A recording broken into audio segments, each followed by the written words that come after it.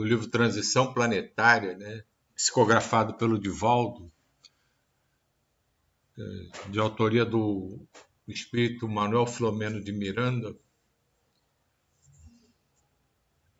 Somente quando o ser humano desperta realmente para a consciência de si mesmo, das responsabilidades que lhe dizem respeito, é que tem início o processo de descobrimento da verdade e do dever.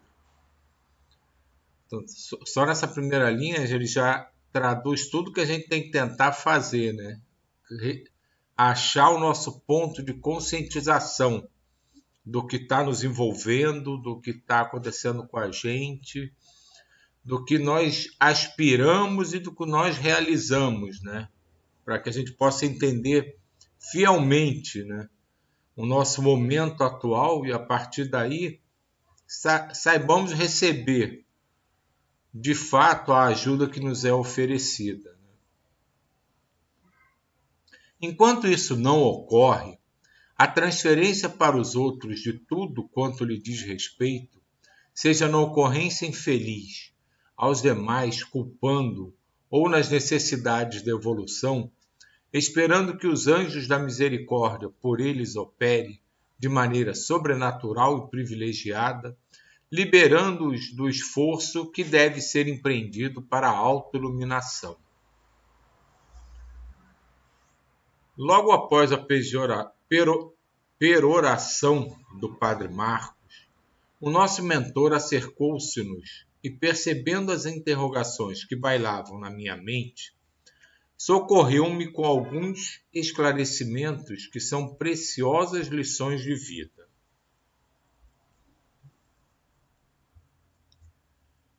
O caro Miranda não ignora, começou ele, suavemente, que todas as ocorrências contribuem para o nosso processo de crescimento na direção de Deus. Até agora, infelizmente, as religiões, embora o imenso respeito que lhes devotamos a todas elas, aliás, ainda muito necessárias, firmam-se em condutas mágicas e não racionais, não responsabilizando seus fiéis a respeito dos seus atos, que respondem pelas consequências que sempre os alcançam, normalmente em clima de aflição, por causa dos seus conteúdos morais negativos.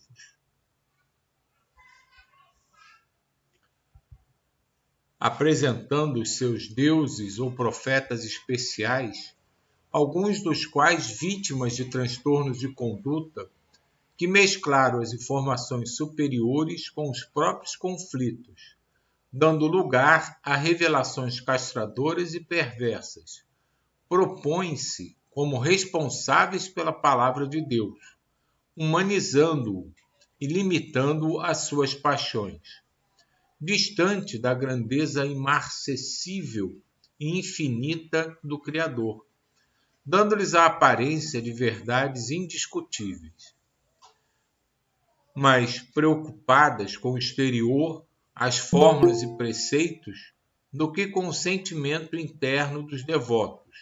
Laboram pela quantidade de adeptos sem a maior preocupação de os qualificar para a existência breve na Terra e, a seguir, a imortalidade em que, desde o corpo, se encontram mergulhados.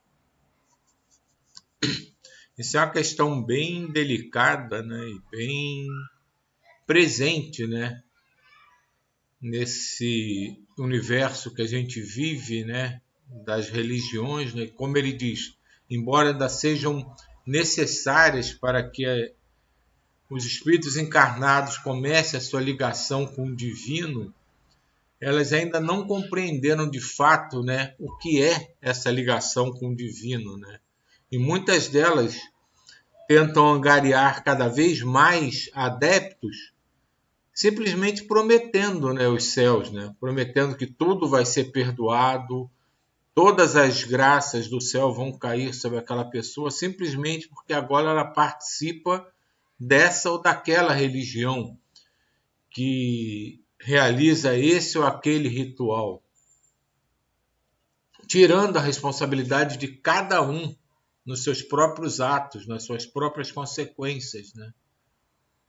Então isso é uma coisa que vai sendo modificada aos poucos, mas que ainda, acompanhando a própria transição, né, e evolução planetária, né, vai se desenvolver ainda muito lentamente, porque os encarnados, né, nós todos, ainda precisamos ter alguma coisa que nos fortaleça essa ligação, que nos ligue de fato a algo que para nós é intocável, é inimaginável.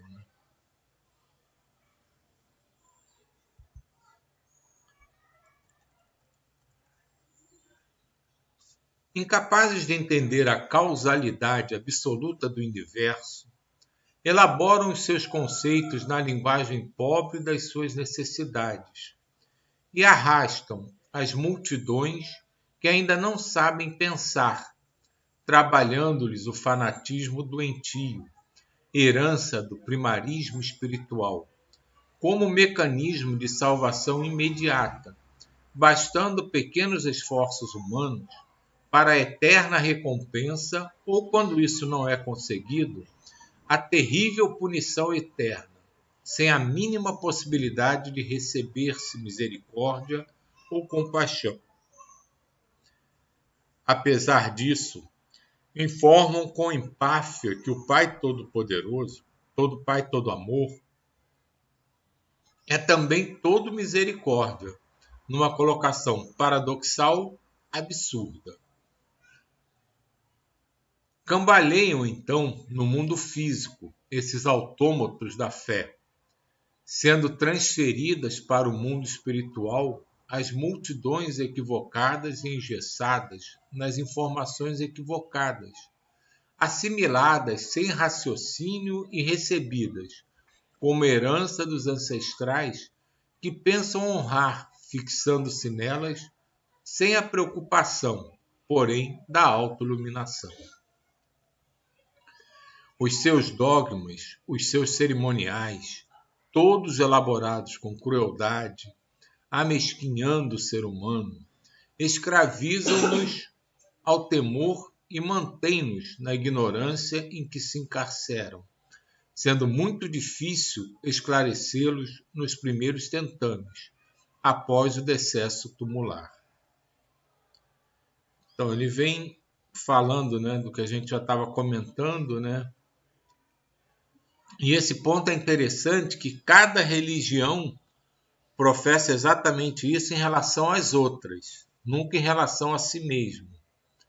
Então todas elas acham que as outras estão manipulando, que não estão calcadas nos melhores sentimentos, numa vibração realmente celeste, ligados de fato a Deus.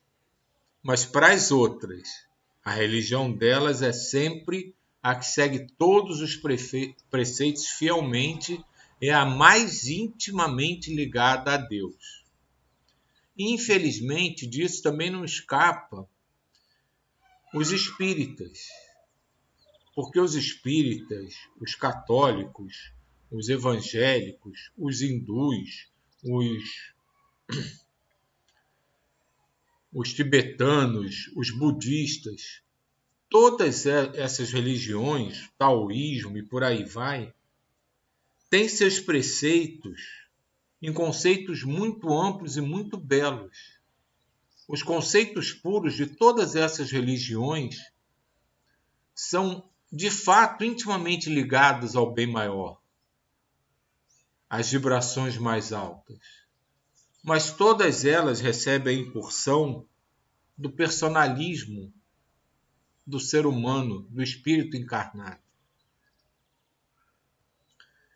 Então, em algum momento, em alguns setores, em alguns lugares, todas elas acabam se desligando um pouco dessa ligação pura e sublime com o alto e se transformando nisso que o nosso querido irmão Manuel Filomeno de Miranda descreve no livro. Porque nós somos muito personalistas, muito egoístas, e, de certa forma, ainda vaidosos, orgulhosos, e queremos sempre estar participando do melhor possível. Eu acredito, Silvio, que até o ser humano, ele procura alguma coisa, né, assim, uma direção. Mas aí a religião parece que deturpa, né? Você acabou de dizer aí, tem muitas que têm uma direção louvável, né? Uma direção assim que leva realmente a Deus, a caridade, a uma coisa assim bem legal. Só que por trás disso vem o que você acabou de dizer, o egoísmo, a coisa ruim, né? Os erros do ser humano, né? Porque a religião também ela tenta ir para uma direção e acaba errando, né? Começa a deturpar tudo. Então, É, esses dois últimos parágrafos aí é excelente, né, para descrever isso. porque exatamente, ele Que, descreve bem, que né? as religiões, você até procura. Eu vejo que muita gente vai para uma, aí não se adapta, vai para outra. Legal, né? Você testar, você ver, você conhecer, tirar as coisas positivas que tem em cada uma, né? Mas acaba que tem muita coisa que o egoísmo, igual você disse, que o poder, o dinheiro, né, tudo deturpa tudo. A gente fica sem saber em que direção ir, a não ser o nosso íntimo mesmo, né? A não ser procurar uma coisa íntima, nossa, um crescimento íntimo. Mas E até isso é difícil, né? Até chegar a essa maturidade, até chegar a querer esse conhecimento, igual nós estamos aqui, os nossos grupos, essas coisas, querer esse crescimento, querer entender, são poucos assim ainda, eu acho, eu penso. é o que ele disse lá no início, acho que nas primeiras frases, né, que a gente leu, né? Enquanto não surge a conscientização dentro de cada um, você não começa de fato a caminhar. Né? Né? E como você estava falando, né? Se você pegar os livros, digamos assim, os livros sagrados, né? Os preceitos teóricos de todas essas religiões, eles são belíssimos e muito próximos em conceitos. Você pega a essência da doutrina espírita, do taoísmo, do budismo, do hinduísmo, né, da própria filosofia, né, yoga, os preceitos morais são muito próximos, são muito parecidos, mas só os preceitos não bastam, né? Tem que ter alguém para coordenar aquilo ali. Aí quando entra o ser humano, ele começa a dar a sua interpretação. E acho que a partir daí a coisa desanda um pouco, né?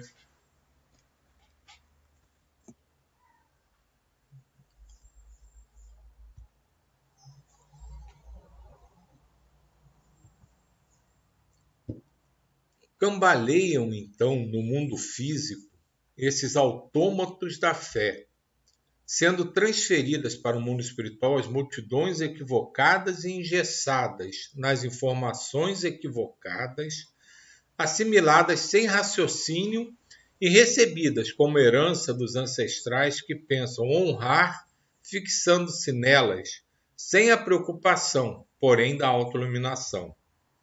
Os seus dogmas, os seus cerimoniais, todos elaborados com crueldade, amesquinhando o ser humano, escravizam-nos ao temor e mantêm-nos na ignorância em que se encarceram, sendo muito difícil esclarecê-los nos primeiros tentames após o decesso tumular. Ontem eu estava. Estamos escutando? Ontem eu estava lendo uma frase lá do Rubem Alves, e ele estava falando justamente disso. Por que as religiões, às vezes, mostram um Deus tão punitivo? Que, às vezes, as pessoas, quando elas querem fazer uma promessa, alguma coisa, normalmente elas fazem um sacrifício gigantesco, né? Assim, vou subir não sei quantas escadas, não sei quantos degraus de joelhos. Por que que essas pessoas não dizem que vão ler durante o ano todo para Deus uma poesia do Fernando Pessoa? E assim, falando dos sacrifícios, por que que elas acham que Deus quer o sacrifício em si? Aquela coisa punitiva, desse Deus punitivo. Por que que acha que Deus vai gostar disso, se Deus é todo amor? Eu achei interessante isso ontem, quando eu preparei, fiquei pensando a respeito disso. E aí veio essa aí agora.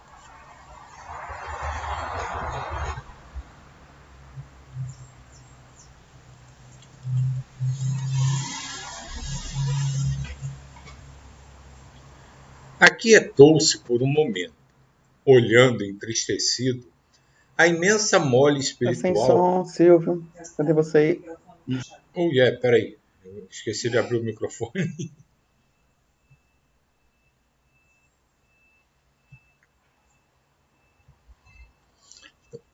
Aquietou-se por um momento, olhando entristecido a imensa mole espiritual que estorcegava na alucinação e no desespero sem limite, dando continuidade. É nesse estágio do sofrimento que a compaixão dos céus recambia esses sofredores de volta à abençoada escola terrena, para o ministério da reencarnação, em expiações severas ou provações rudes, facultando-lhes o entendimento das leis da justiça e dos deveres que devem constituir a pauta de todas as exigências.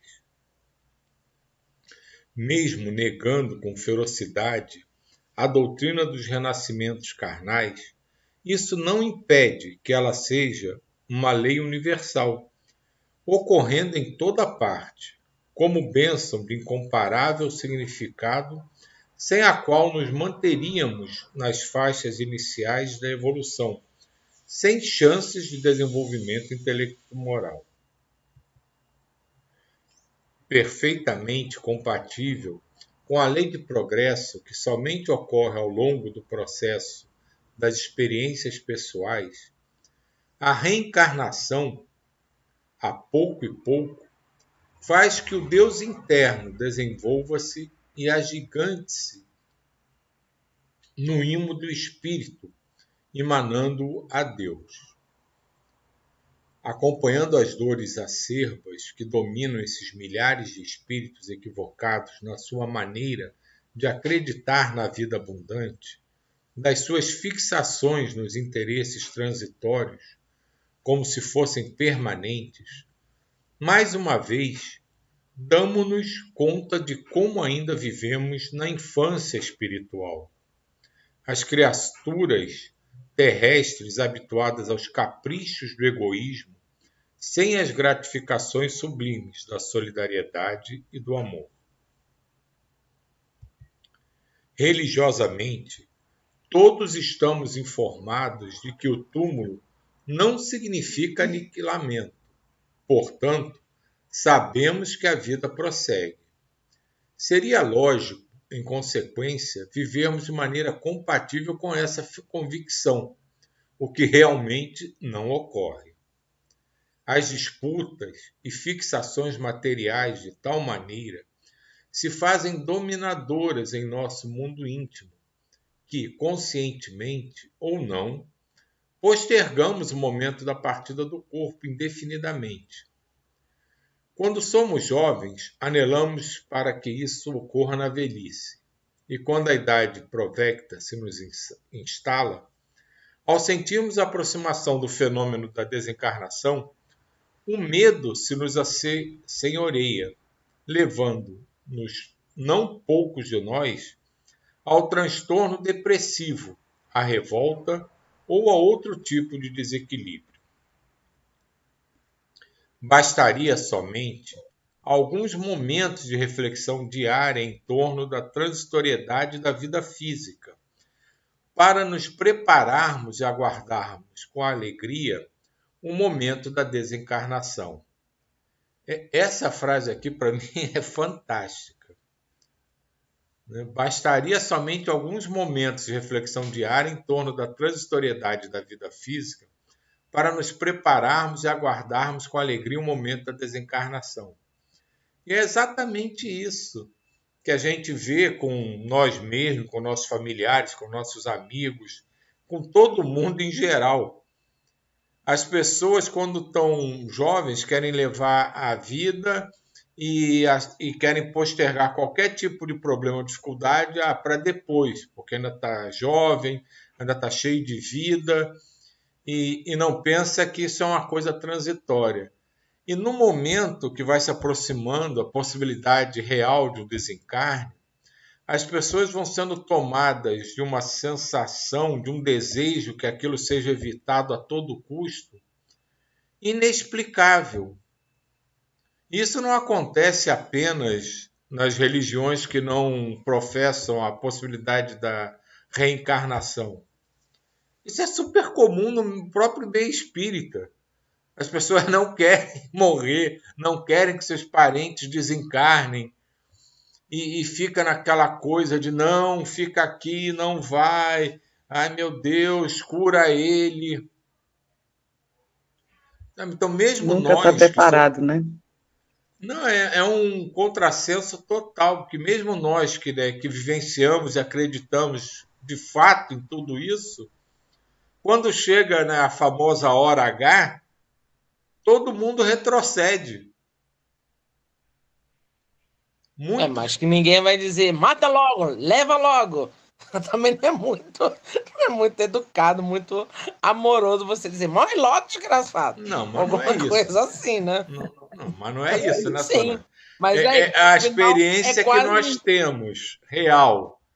A gente sabe que em algum momento, nossa mãe, que já é bem idosa, vai chegar o momento dela. Eu e você, a gente compreende isso na boa. Mas as nossas irmãs não. Elas querem porque querem que a mamãe complete 500 anos. Nem o corpo físico aguenta, né? Não aguenta, o corpo físico fica muito debilitado, né? E a gente aqui está dando o nosso exemplo real, que a nossa mãe já tem 89 anos, é bem doente, já está com limitação física bem importante.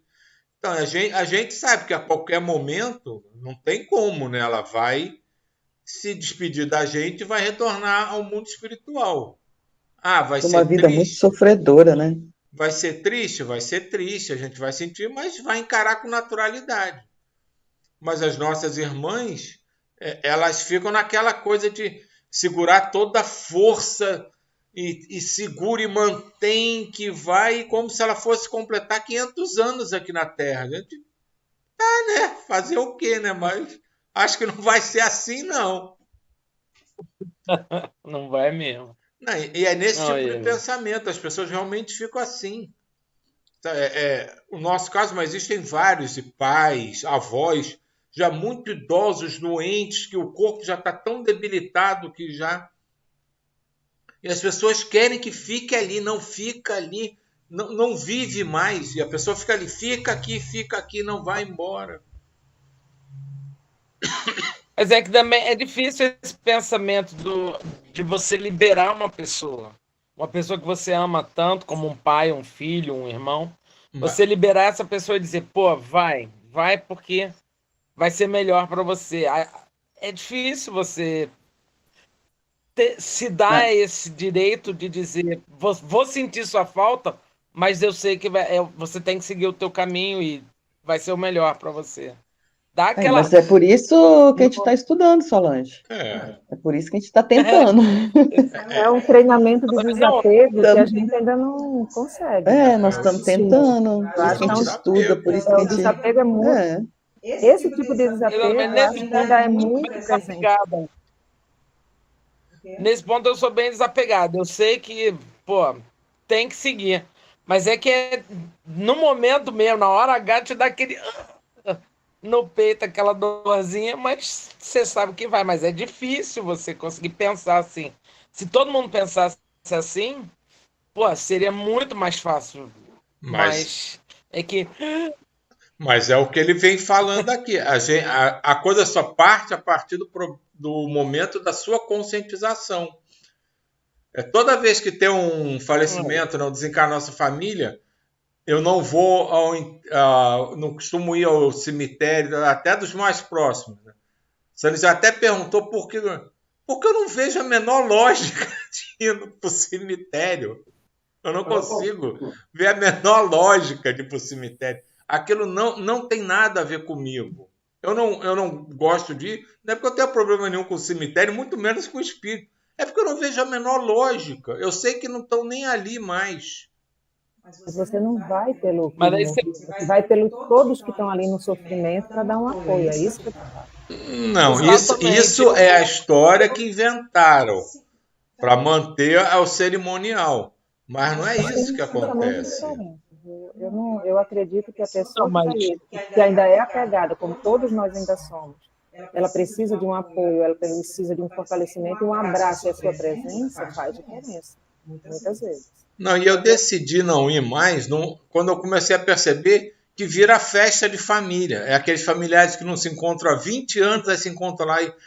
fulano... É que pior do que o enterro em si, é a tal da missa de sétimo dia. Aí vira festa de família mesmo.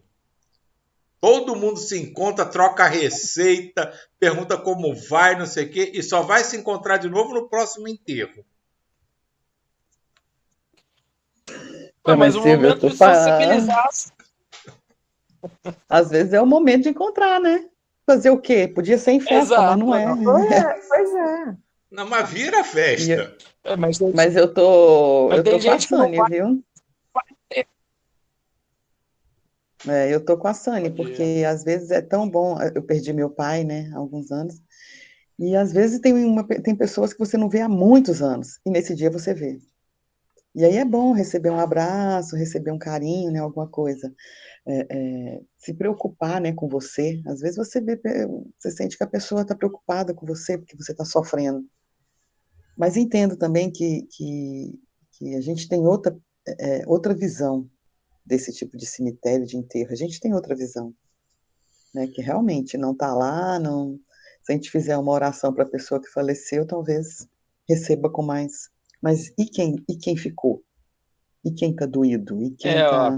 Mas você pode dar esse suporte sem estar ali de fato. Mas, não, eu reconheço, eu não escuto isso não, eu entendo todo, porque é como o próprio livro diz, é um momento ainda da humanidade que nós temos, a gente não pode fugir muito disso, como ele falou até das religiões.